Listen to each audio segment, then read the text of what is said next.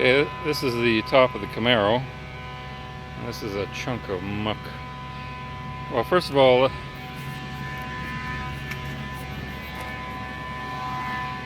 here's the street, and here's my driveway, and look how high up the Camaro is in the driveway, and yet it was underwater. And this is how thick the muck is on the back of it.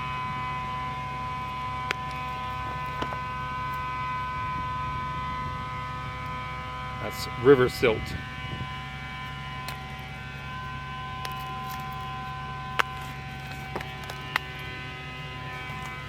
it's all in the driveway, of course. And everywhere.